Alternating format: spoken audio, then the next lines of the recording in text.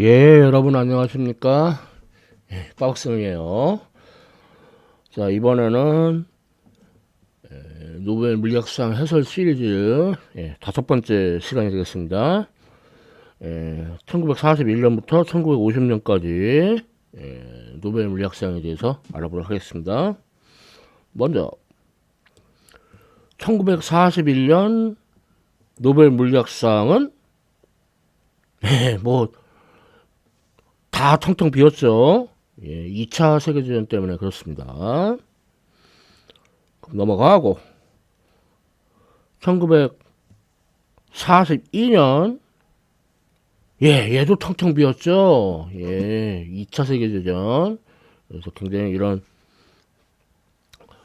아주 광범위하게 부정적인 영향들을 미쳤단 말이에요. 그래서 노벨상 수상 자체가 없었어요. 자, 그러면 1943년은 노벨 물리학상은 있습니다.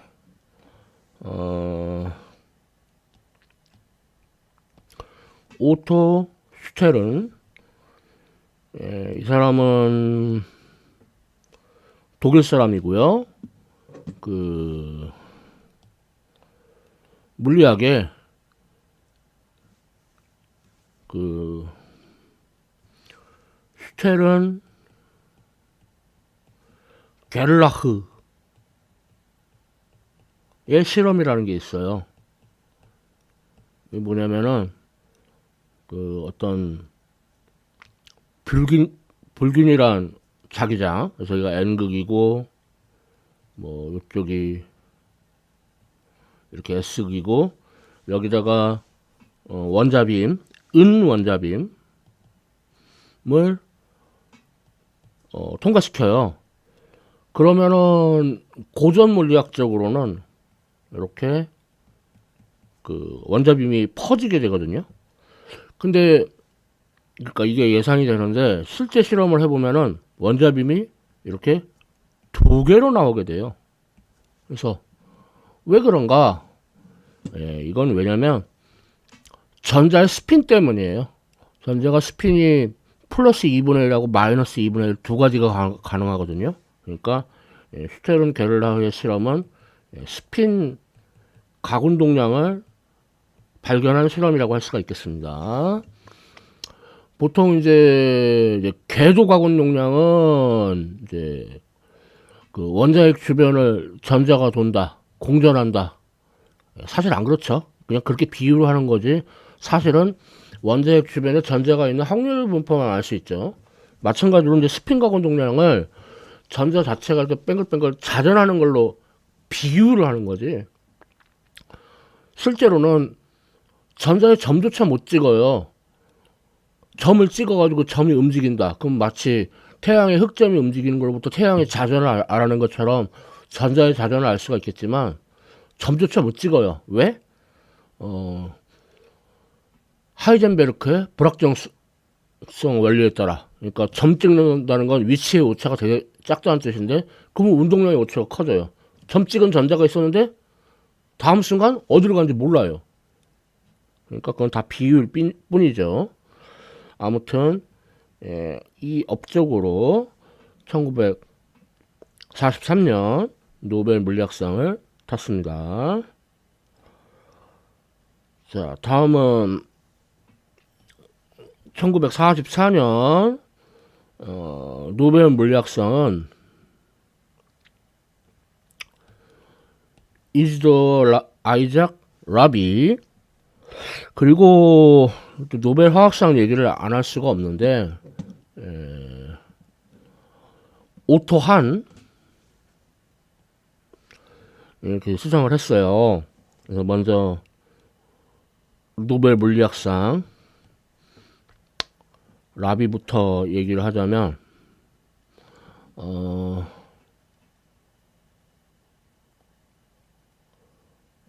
이 사람은 폴란드에서 태어나서 이제 미국으로 간 사람인데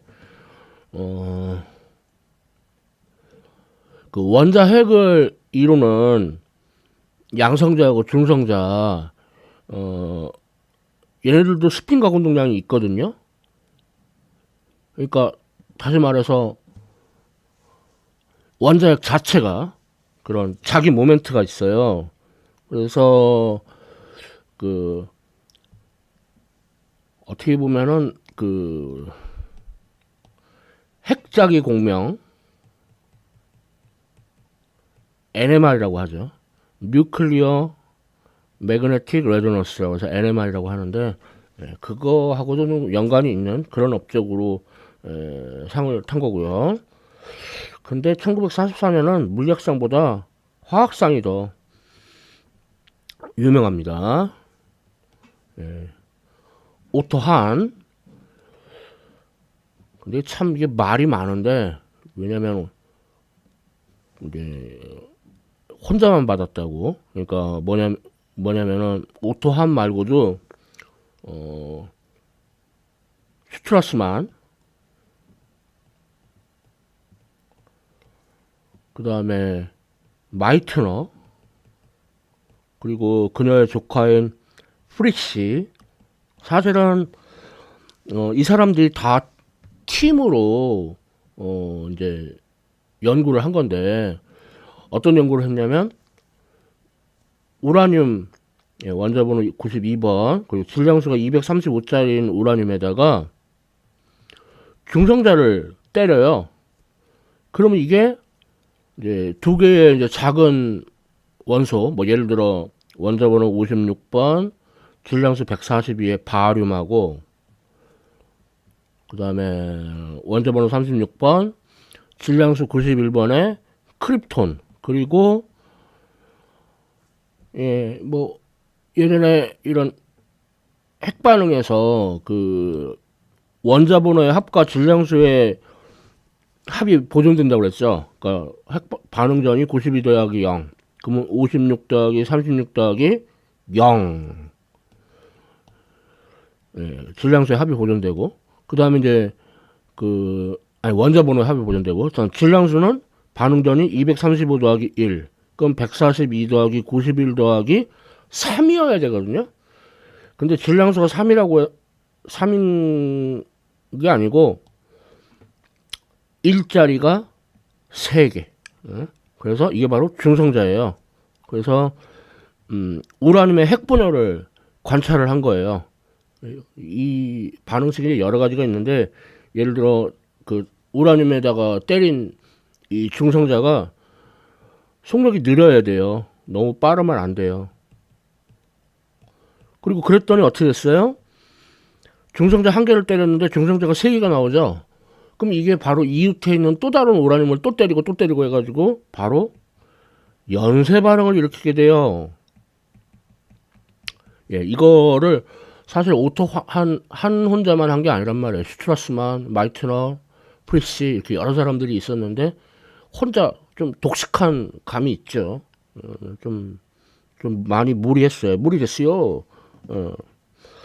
그래서 이것 때문에 이 사람들 독일 사람이라래요. 그래서 독일에서 이거를 알아내서 연합군 측에 아주 비상이 걸렸죠. 그러니까 이걸 이용해서 원자폭탄을 만들 수 있다. 그래가지고 부랴부랴 연합군 측에서 이제 원자폭탄을 만드는 맨하튼 계획을 이제 프로젝트를 세우기도 하고, 그리고 반대로 이제 나치에서 뭐 원자폭탄을 만든다 그러면은 군사적으로 파괴하기도 하고 막 그랬던 거예요. 그것과 관련된. 그래서 1944년 노벨 화학상이 중요하다는 얘기입니다. 또 원소 주기율표 보면은 여담인데 마이트너 이 여류과학자가 사실 우라늄의 핵분열에 대해서 굉장히 많은 기여를 했는데 정작 노벨상은 못 탔죠. 대신에 원소 주기율표에 이름을 올렸어요. 원자번호 109번 마이트너륨. 뭐 이렇게라도 그 사람의 업적을 인정해 준 거죠. 자, 이렇게 해서 1944년 노벨상 물리학상 얘기는 화학상까지 얘기는 그만하고요. 자, 다음 1945년도 노벨 물리학상은 볼프강 파울리. 일반인들은 잘 모르지만 이 물리학 하는 사람들은 이 사람도 한따까리 하는 업적이 한따까리 있는 그런 사람입니다. 그래서 파울리는 오스트리아 사람이고요. 물리학에 보면은 파울리의 베타 원리라는 게 있어요. 이 베타 아니야. 그러니까 베타적인 그러니까 뭐냐면은 전자가 그러니까 전자의 이제 에너지 상태를 얘기할 때 에너지 상태를 뭐 N은 이건 주양자수, 그 다음에 L은 이제 뭐 궤도양자수 혹은 뭐 방위양자수라고 하는 사람도 있고, 그 다음에 M으로 쓸 수도 있고 ML로 쓰기도 하는데, 아무튼 뭐 이거는 자기양자수. 자, 이렇게 기술이 되는 양자 상태가 있다 이거예요. 그러면 이제 스핀, 앞서 그 슈테른 게를라흐의 실험에서부터 등장한 스핀 양자수. 그래서 이 네 가지 양자수가 같은 전자는 한 개밖에 없다 이거예요. 만일 이제 스핀 양자수를 빼면은, 그러니까 NLM 세 가지가 같아. 그러면 그 같은 양자수를 갖는 전자는 두 개밖에 없겠죠. 예. 이게 바로 파울리의 베타 원리입니다. 근데 더 일반적으로 말하면 전자는 파울리의 베타 원리 중에서도 그러니까 파울리의 베타 원리를 따르는 입자를 페르미온이라고 불러요. 그러니까 전자는 페르미온에 속합니다. 그래서 스핀이 뭐 2분의 1, 2분의 3, 2분의 5 등등등등 이른바 반정수를 갖는 소립자를 말하고, 반대로 이제 스핀이 정수 0, 1, 2, 3 등등등등 그렇게 갖는 소립자를 보손이라고, 뭐 보존 그러면 뭐 보존되는 걸 착각하니까 보손이라고 불러요. 그래서 파울레 베타 원리는 페르미온에만 적용돼요. 파울레 베타 원리는. 보손은 파울레 베타 원리를 적용받지 않습니다. 그래서 한 양자 상태에 무한히 많이 겹쳐 있을 수가 있어요. 뭐 예를 들어 광자 같은 그런 게 그렇죠.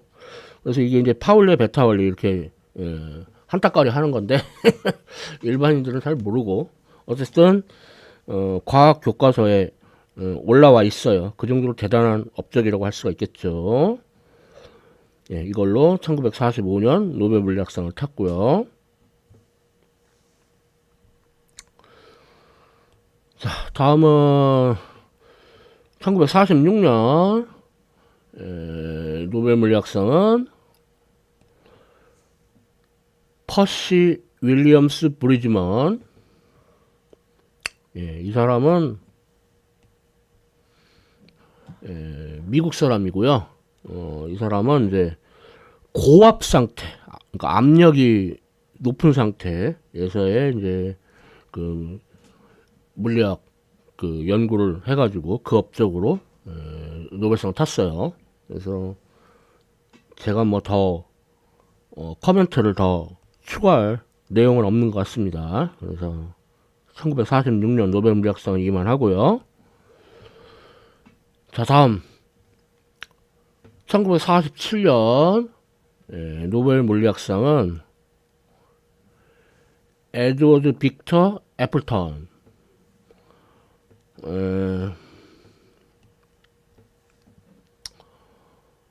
영국 사람이고요. 지구과학에서 아마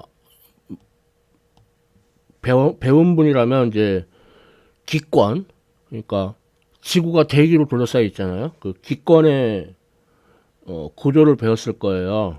그래서 여기 이제 지표면이 있고, 지표면에 제일 가까운 곳이 대륙권, 그 위가 성층권, 그 다음 더 위는 이제 중간권, 그래서 가장 위쪽은 10권이라고 합니다. 근데 뭐 상식이 많은 분들은 아실 수도 있지만, 예를 들어 성층권에 이렇게 그 오존층이 있죠. 그래서 자외선 차단해주고,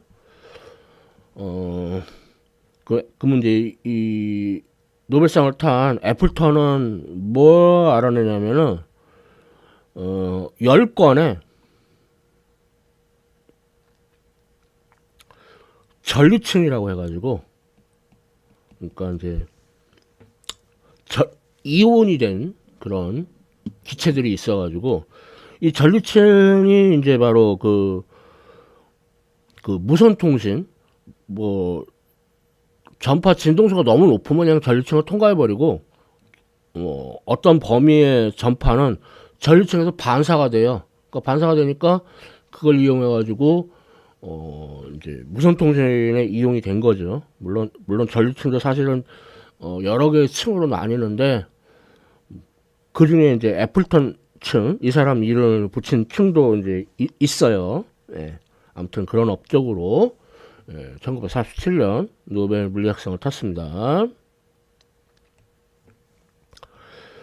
자, 다음은 1948년 노벨 물리학상은 패트릭 메이너드 스튜어트 블래킷.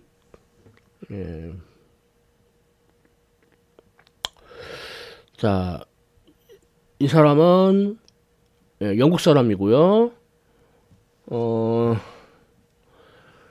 그 소립자의 그 운동을, 그러니까 궤적을 이제 그 찍는 장치로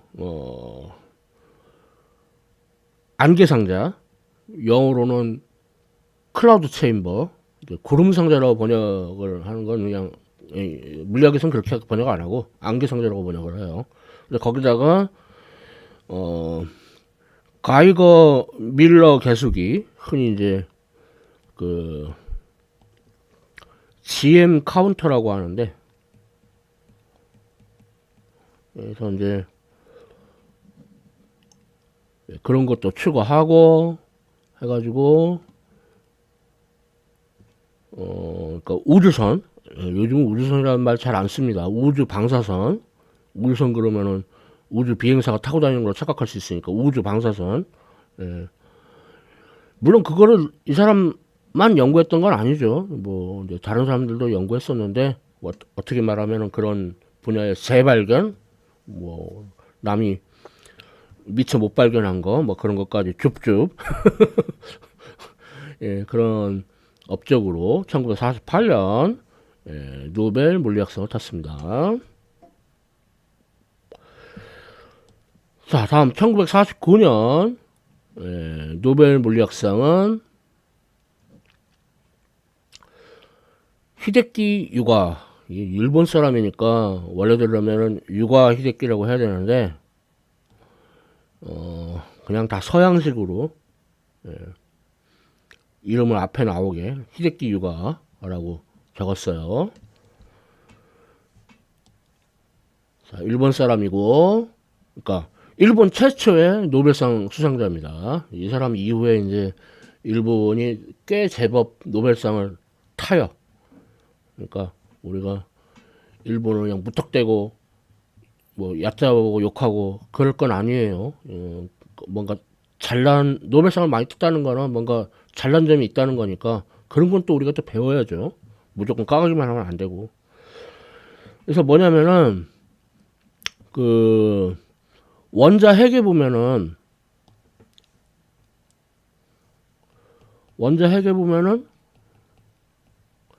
양성자하고 중성자가 이렇게 옹기종기 모여 있어요. 응? 옹기종기 이렇게 모여 있습니다. 근데 이 원자의 크기가 한 10에 한 마이너스 15승미터밖에 안 돼요. 되게 작죠. 근데 이거 안에 뭐 중성자는 전기적으로 중성이니까 그렇다 쳐도 양성자는 양전하를 갖고 있죠. 근데 이렇게 좁은 범위에 있으니까 굉장히 큰 전자기력이 작용을 해서 막 서로 밀쳐내요. 그러니까 원자핵이 깨져야 돼요. 근데 원자핵 깨지지 않고 안정된 상태를 유지하고 있죠. 그거를 이제 핵력, 강한 핵력이라고 하는데, 그러니까 전자기력보다도 훨씬 큰 강한 핵력이 작용을 해가지고 원자핵이 깨지지 않도록 유지가 되고 있는 거죠. 근데 어떻게 그럴 수 있냐 이거야. 근데 거기서 유가가 어떻게 설명을 했냐면, 양성자하고 중성자 사이에 어떤 입자를 이렇게 주거니, 어떤 입자를 이렇게 주거니 받거니 이렇게 한단 말이에요. 그래가지고 원자핵이 깨지지 않는다. 그럼 그 입자가 뭐냐 이거야. 그래서 그 입자를 중간자라고 이름을 붙였어요. 근데 여기서 중간자라는 거는 그냥, 그러니까 이때까지는 소립자로 크게 말해서 전자같이 가벼운 거하고 양성자, 중성자 같이 무거운 거, 그거밖에 뭐 거의 알려지지 않았어요. 그러니까 그 가벼운 거하고 무거운 거에 중간 정도의 질량을 가진다. 그래서 이름을 중간자라고 붙인 거예요. 근데 나중에 중간자가 발견이 되긴 되는데, 이 유가 히데키가 예측한 중간자가 아니고, 그러니까 뭐 뮤 중간자, 그러니까 뮤온이 이게 발견이 됐었죠. 근데 유가가 말한 거는 파이 중간자, 파이온. 이것도 나중에 발견이 돼요. 그래서 유가는 요런 이론을 전개해가지고 심지어는 요 입자의 질량이 얼마다. 그래서 이거를 주거니 받거니 하면서 강한 핵력이 전자기력보다 강한 핵력이 생겨나가지고 그 원자핵이 부서지지 않고 안정되게 유지된다. 예, 그런 업적으로 1949년 노벨 물리학상을 탄 겁니다. 자, 다음 1950년 노벨 물리학상은 세실 파워. 어떻게 보면 북치고 장구치가네. 영국 사람이고요. 앞서 유가 유가가 그 파이 중간자, 그러니까 그 양성자하고 중성자가 서로 주거니 받거니 해가지고 원자핵을 안정되게 묶어주는 그런 파이 중간자, 파이온, 이론적으로 예측을 했죠. 예, 세실 파월은 파이 중간자를 이제 직접 발견한 사람입니다. 직접 발견을 했어요. 이게 참 발견하기가 쉽지가 않은데, 왜냐면은 수명이 되게 짧아요. 그래서 뭐 우리 하루살이 어쩌고저쩌는데, 하루살이는 이런 파이 중간자 입장에서 보면은 엄청 오래 사는 거예요. 그러니까 뭐 예를 들어 파이 중간자가 1년을 산다고 하면 하루살이는 한 10,000년 사는 거예요. 10,000년이 뭐야? 더 길겠네, 더 길겠어. 암튼 그거를 이제 사진 에멀전을 이용을 해가지고, 그러니까 이런 거는 그 뭐 안개상자나 뭐 그런 거하고는 조금 다른 방법들이라고 할 수가 있겠죠. 그러니까 혹은 그걸 계량을 하고 등등등등. 아무튼 그런 어떻게 했든 간에 유가가 이론적으로 예측한 입자를 실제로 발견했다. 그래서 이제 이론과 실험이 뭐 별개가 아니라 이론이 먼저면은 나중에 실험이 찾아내고, 실험이 먼저면은 나중에 이론이 그것도 설명하고, 그렇게 서로 이렇게 같이 도움을 주는 그런 구조를 가진다는 거를 전에도 얘기 드렸는데, 또 한 번 또 그거를 보여주는 예라고 할 수가 있겠죠. 자, 이렇게 해서 노벨 물리학상 해설 시리즈 5번째 시간, 1941년부터 1950년 노벨 물리학상까지 알아봤습니다. 예, 지금까지 시청해주셔서 감사합니다.